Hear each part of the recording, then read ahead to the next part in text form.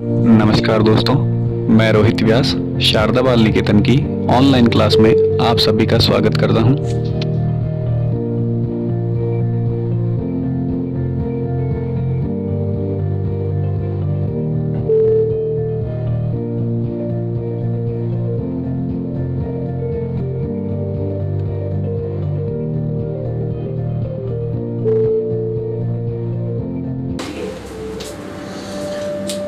नमस्कार दोस्तों, मैं रोहित व्यास शारदा बाल निकेतन की ऑनलाइन क्लास में आप सभी का स्वागत करता हूं।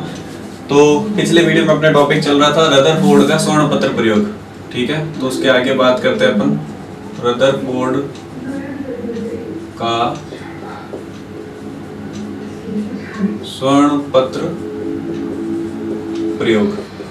ठीक है, तो उसमें अपन ने देखा था कि अर्नेस्ट रदरफोर्ड और उनके कुछ शिष्यों ने 1911 ईस्वी में क्या किया था, एक प्रयोग किया।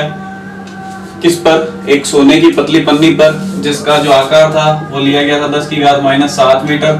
ठीक है, 10 की घात -7 मीटर मोटाई की उन्होंने एक पन्नी ली थी। उसके चारों तरफ उन्होंने क्या किया, जिंक सल्फाइड का लेप लगाया और उन पर किसकी बौछार की? अल्फा कणों की। किसकी बौछार की थी? अल्फा कणों की बौछार की। ठीक है, और उसके आधार पर उसने कुछ प्रेक्षण देखे और उन प्रेक्षणों के आधार पर कुछ निष्कर्ष निकाले थे। प्रेक्षण क्या क्या थे कि अधिकांश अल्फा कण क्या थे? सीधे निकल गए थे।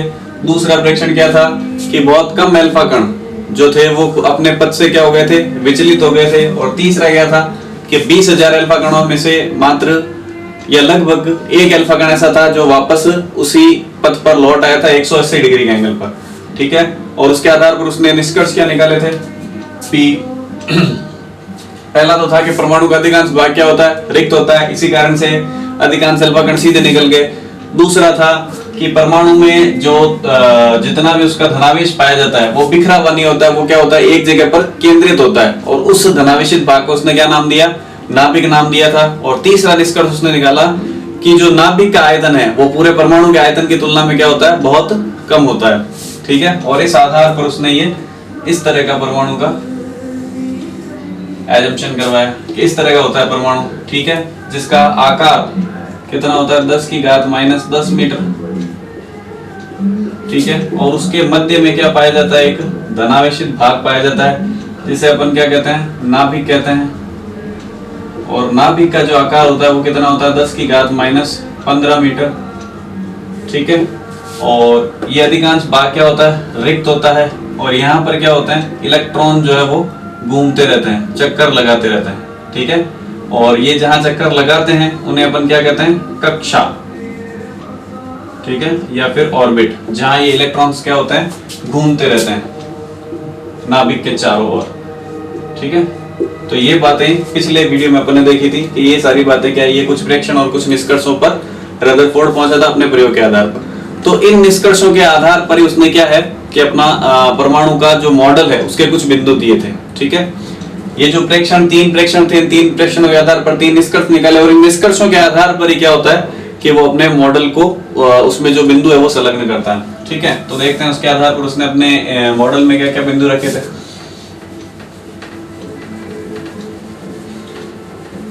ठीक है, तो रदरफोर्ड ने बताया कि सबसे पहला पॉइंट तो था कि परमाणु के मध्य में क्या पाया जाता है? नाभिक पाया जाता है। एक धनावेशित भाग होता है जिसे अपन क्या कहते हैं?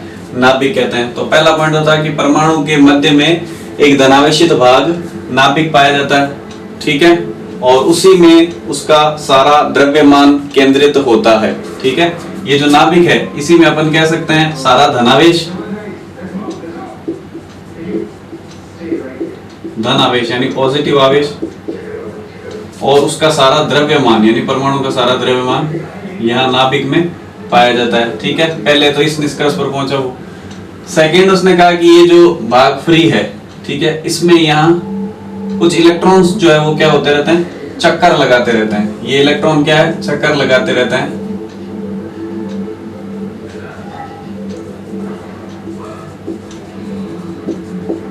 और जहां ये चक्कर लगाते हैं उन्हें अपन क्या कहते हैं? कक्षा या ऑर्बिट। ठीक है, यहाँ इलेक्ट्रॉन क्या होता रहता है? कंटिन्यूअसली घूमते रहते हैं। फिर उसने बताया कि परमाणु विद्युत रूप से क्या होता है, उदासीन होता है। क्या होता है, उदासीन होता है। उदासीन होने का मतलब क्या है कि परमाणु में जितनी संख्या में इलेक्ट्रॉन होते हैं, इलेक्ट्रॉन का मतलब क्या हो गया, ऋणावेश, ठीक है, उतनी ही मात्रा में परमाणु में क्या पाया जाता है, नाभिक में प्रोटॉन। जितने इलेक्ट्रॉन हैं या जितना ऋणावेश है उतने ही प्रोटॉन या धनावेश परमाणु में पाया जाता है। तो प्लस और माइनस दोनों बराबर, इसका मतलब परमाणु क्या होता है, उदासीन होता है। यानी परमाणु पर ना तो प्लस आवेश होता है और ना ही माइनस आवेश, कोई तरह का चार्ज नहीं होता है, और परमाणु विद्युत रूप से क्या होता है, उदासीन होता है। ये बातें उसने क्या बताई, अपने इन निष्कर्षों के आधार पर अपना परमाणु मॉडल दिया, उसके आधार पर बताई। पहली बात क्या थी कि परमाणु के मध्य में क्या पाया जाता है, नाभिक पाया जाता है, ठीक है, और उस नाभिक में सारा धन आवेश या परमाणु का सारा द्रव्यमान केंद्रित होता है। दूसरा पॉइंट उसने कहा कि ये जो परमाणु का अधिकांश भाग जो रिक्त है वहां पर क्या होता रहता है, इलेक्ट्रॉन घूमते रहते हैं, ठीक है, और इन इलेक्ट्रॉनों के ये जो घूमने की जगह है जिसे कहते हैं अपन कक्षा या फिर ऑर्बिट। तीसरा पॉइंट उसने बताया कि परमाणु में जितनी संख्या में इलेक्ट्रॉन होते हैं उतनी संख्या में नाभिक में क्या पाया जाता है, प्रोटॉन या धनावेश पाया जाता है। तो जितना धनावेश उतना ही बार इलेक्ट्रॉन यानी ऋणावेश, तो धनावेश और ऋणावेश दोनों बराबर हो जाएंगे, तो परमाणु विद्युत रूप से क्या हो जाएगा, उदासीन हो जाएगा। ये बातें किसने बताई थी, रदरफोर्ड ने अपने स्वर्णपत्र प्रयोग के आधार पर बताई थी, जिसे अपन रदरफोर्ड का स्वर्णपत्र प्रयोग कहते हैं, और उसी के आधार पर ये मॉडल के कुछ बिंदु हैं, ठीक है। अब इसके बाद जो अगले साइंटिस्ट आए भाई, इससे पहले कौन सा मॉडल आया था, इससे जस्ट पहले आया था वो प्लम पुडिंग मॉडल। कौन सा मॉडल आया था, प्लम पुडिंग मॉडल, ठीक है ना। तो प्लम पुडिंग मॉडल में अपन ने देखा था कि थॉमसन ने बताया कि इस तरह का तरबूज की तरह होता है परमाणु, ठीक है, जिसमें प्लम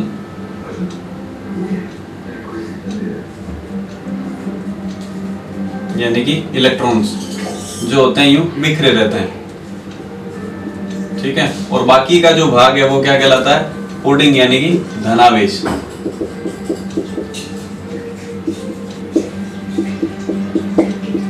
ठीक है, और ये होते हैं इलेक्ट्रॉन जो होते हैं वो होते हैं प्लम यानी ऋणावेश। ये बात किसने बताई थी, जे थॉमसन ने। उसने भी ये उदासीन वाला फैक्टर तो उसने बताया कि जितने इलेक्ट्रॉन होंगे उतना ही धनावेश होगा, यानी परमाणु क्या होगा, उदासीन होगा। लेकिन अब उसमें और इसमें फर्क क्या है, थॉमसन ने तो बताया कि धनावेश जो है वो क्या पूरे परमाणु यहाँ बिखरा हुआ ही है, ये वाला जो भाग है ना ये पूरा का पूरा क्या है, धनावेश है, ठीक है। जबकि रदरफोर्ड ने क्या कहा कि धनावेश बिखरा हुआ नहीं है, धनावेश केवल एक जगह पर केंद्रित है, ठीक है ना, इस भाग में ही सारा का सारा जो धनावेश है वो पूरा का पूरा यहाँ केंद्रित है इस नाभिक में। ऐसा नहीं है धनावेश पूरा इस परमाणु में बिखरा हुआ, बाकी परमाणु खोखला है, ठीक है, यहाँ पर क्या है, सारा उसका धनावेश या उसका द्रव्यमान केंद्रित है, ठीक है। और दूसरी इसने क्या बताई, इसने कहा इलेक्ट्रॉन ऐसे रैंडमली कहीं भी लगे हुए होते हैं, कोई फिक्स नहीं, लेकिन इसने कहा इलेक्ट्रॉन ऐसे नहीं होता, ये यहाँ पर पर्टिकुलर एक कक्षा होती है, उस कक्षा में क्या होता रहता है, चक्कर लगाते रहते हैं, स्टेबल नहीं रहते हैं, मतलब रुके हुए नहीं रहते। इसने तो कहा यहाँ पर बस रुके हुए हैं, यहाँ इलेक्ट्रॉन पड़े, इसने कहा इलेक्ट्रॉन रुके हुए नहीं रहते, इलेक्ट्रॉन यहाँ एक कक्षा में चक्कर लगाते रहते हैं। और उदासीन वाला फैक्टर सेम है, एक इसने आकार भी बता दिया। परमाणु के आकार तक की व्याख्या तो इसने भी कर दी थी, लेकिन इसने नाभिक की खोज करके नाभिक का आकार भी बता दिया, ठीक है। तो परमाणु का आकार 10⁻⁻10 मीटर और नाभिक का आकार 10⁻⁻15 मीटर, ये था डिफरेंस दोनों में। तो इसीलिए ये मॉडल तो क्या कर दिया गया, निरस्त कर दिया गया कि ये तो फर्जी है, कोई मतलब ही नहीं है इसका, ये प्लम पुडिंग और कुछ नहीं है, तरबूज की तरह नहीं होता परमाणु। ये जो स्वर्णपत्र प्रयोग था ये बाद में महत्व में आ गया कि ये वाली बात सही है। अब इसके बाद भी कोई ना कोई साइंटिस्ट तो आएगा जो इसमें भी कमियां निकालेगा, ठीक है। तो अब बात कर लेते हैं अगले साइंटिस्ट की, जो रदरफोर्ड के बाद आए थे और जिन्होंने रदरफोर्ड की कुछ कमियां निकाली थी, ठीक है। तो रदरफोर्ड के बाद जो अगले साइंटिस्ट आए थे उनका नाम था मैक्सवेल। और मैक्सवेल ने क्या किया, ये रदरफोर्ड का जो अपन अभी मॉडल पढ़ रहे हैं इसमें कुछ कमियां बताई। वो कमी क्या थी वो देखते हैं। जैसे अभी अपन ने देखा कि रदरफोर्ड ने क्या बताया कि ये परमाणु जिसका आकार 10⁻⁻10 मीटर, जिसके मध्य में एक संरचना जिसे अपन कहेंगे नाभिक, उसमें सारा धनावेश और सारा द्रव्यमान केंद्रित, जिसका आकार 10⁻⁻15 मीटर, और इलेक्ट्रॉन जो है वो यहाँ पर चक्कर लगाते रहेंगे कक्षाओं में, ठीक है। जो मैक्सवेल आए थे, मैक्सवेल ने कहा, इसके बाद आए मैक्सवेल।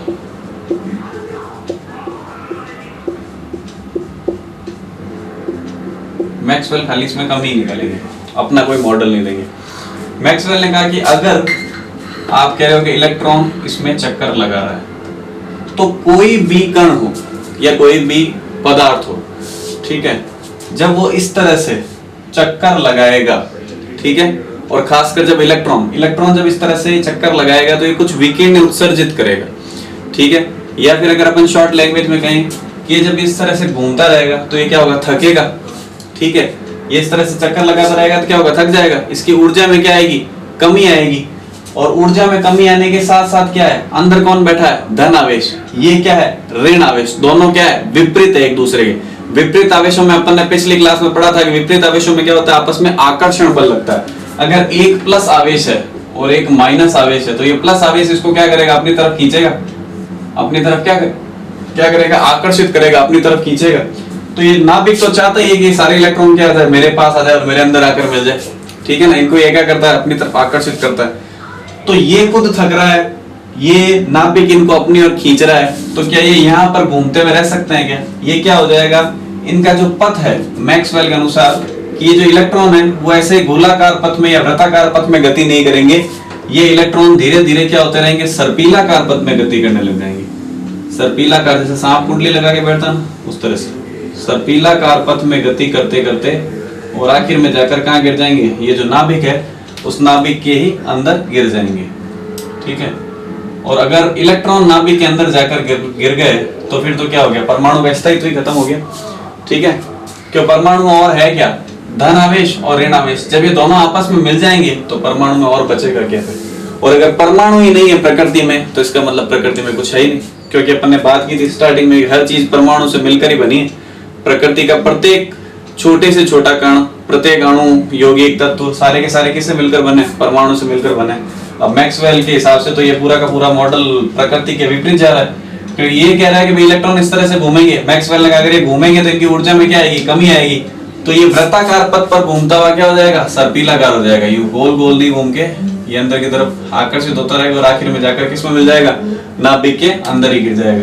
तो जब नाभिक के अंदर गिर जाएगा तो नाभिक है धनावेशित, इलेक्ट्रॉन है ऋण आवेशित, तो दोनों आपस में मिक्स होके क्या हो जाएंगे, उदासीन, खेल खत्म, पैसा जब कुछ नहीं बचेगा, परमाणु रहेगा ही नहीं, ठीक है।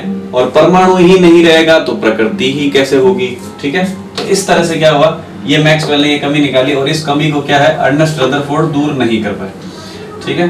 तो इसलिए अगले मॉडल की जरूरत पड़ेगी अपने को कि इस कमी को किस तरह से दूर किया जा सकता है। आई बात समझ में? तो ये कमी दूर करने के लिए जो अगले साइंटिस्ट आते हैं उनका नाम है नील्स बोर। मैक्सवेल आए थे, मैक्सवेल ने ये कमी निकाल दी कि इस तरह से इलेक्ट्रॉन घूमते रहेंगे तो इलेक्ट्रॉन विकिरण उत्सर्जित करते हैं, थकेंगे और अंदर से क्या है, नाभिक क्या उनको अपनी तरफ आकर्षित कर रहा है। तो ये वृत्ताकार पथ पर गति नहीं करते हुए सर्पिलाकार पथ पर गति करेंगे और आखिर में आते आते सारे के सारे इलेक्ट्रॉन मौत के कुएं में चले जाएंगे, यानी कि नाभिक में चले जाएंगे और नाभिक में जाकर सारे के सारे गिर जाएंगे, यानी परमाणु का स्थायित्व खत्म। तो ये क्या होगी, रदरफोर्ड के मॉडल की कमियां होगी कि एक तो इलेक्ट्रॉन की संरचना को स्पष्ट नहीं कर पाए कि भाई इलेक्ट्रॉन कहाँ रहेंगे, व्यवस्था को उसकी कंप्लीट, और दूसरा परमाणु के स्थायित्व की व्याख्या नहीं कर पाए, क्योंकि इसके हिसाब से परमाणु फिर स्थायी नहीं होगा, ठीक है। तो अगले साइंटिस्ट आते हैं, उनका नाम है नील्स बोर, ठीक है।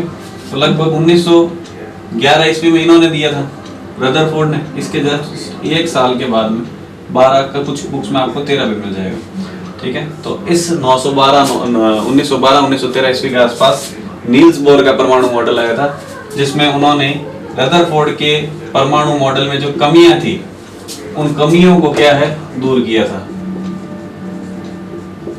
जो सबसे बड़ी कमी अभी अपन ने पढ़ी कि इलेक्ट्रॉन जब घूमेगा तो उसकी ऊर्जा में कमी आएगी और अंततः नाभिक में समा जाएगा। इस कमी को दूर करने का कार्य किसने किया था, नील्स बोर ने किया था। ये जो है नील्स बोर के बारे में अपन अगले वीडियो में पढ़ेंगे, ठीक है। तो यहाँ पर आपका रदरफोर्ड का मॉडल कंप्लीट होता है और उसके बाद में मैक्सवेल ने जो कमी निकाली थी उसके बारे में अपन ने बात कर ली। अगला है नील्स बोर का परमाणु मॉडल, जो अपन अगले वीडियो में चर्चा करेंगे। Thank you.